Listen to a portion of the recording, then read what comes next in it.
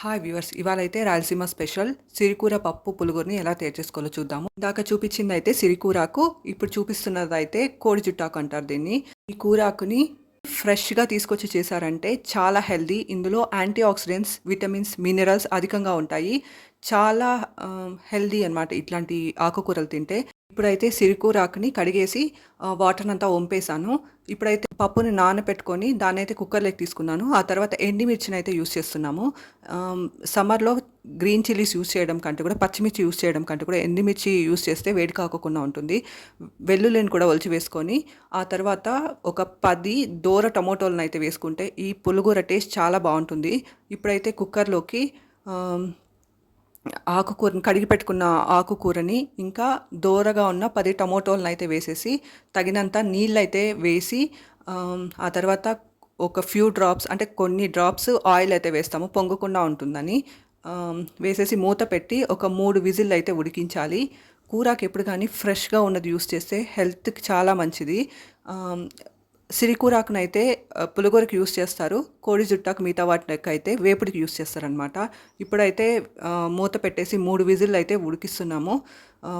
పప్పుతో పాటు ఈ కూరకు కూడా టమోటోలు కూడా చాలా బాగా ఉడికిపోతాయి అనమాట. ఇప్పుడైతే 3 విజిల్లు ఉడికిస్తున్నాము.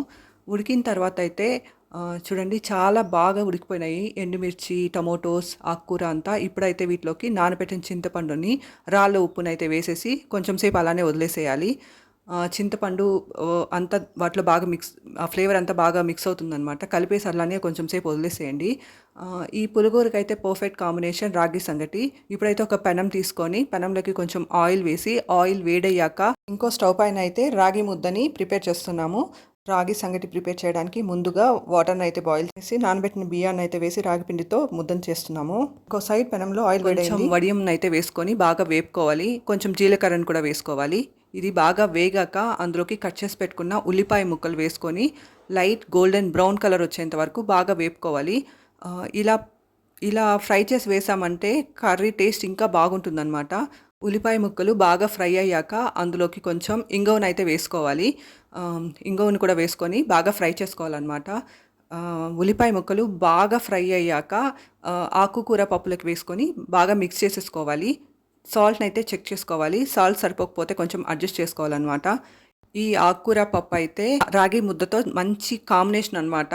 ఇలా ఆకుకూర పప్పుని రాగి ముద్దతో సర్వ్ చేసుకొని తిన్నారంటే, కొంచెం నెయ్యి అయితే వేసుకొని తిన్నారంటే చాలా టేస్టీగా కూడా ఉంటుంది, చాలా హెల్దీ కూడా.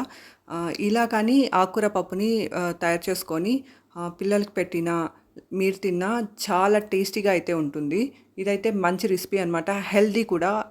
ఆకుకూరలో చాలా పోషకాలు అయితే ఉంటాయి. ఇందులో మనం పప్పు కూడా యూస్ చేస్తున్నాం కాబట్టి ప్రోటీన్, కూరకు వల్ల fibre, vitamins, minerals, antioxidants అధికంగా ఉంటాయి. ఇంకా మనం ఇలాంటి ఫ్రెష్ ఆకుకూరలు యూస్ చేయడం వల్ల చాలా హెల్దీ కూడా, కంటికి కూడా చాలా మంచిది. ఇందులో చాలా విటమిన్స్ కూడా ఉంటాయి.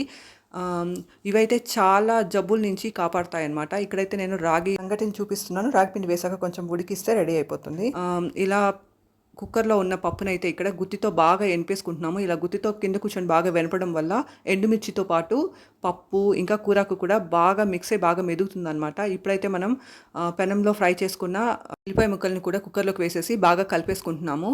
అంతే, ఈ రెసిపీ అయితే రాగి సంగటితో మంచి కాంబినేషన్. కొంచెం నెయ్యి వేసుకొని తిన్నారంటే టేస్ట్ అయితే నెక్స్ట్ లెవెల్లో ఉంటుంది. Thank you for watching my video. Thank you.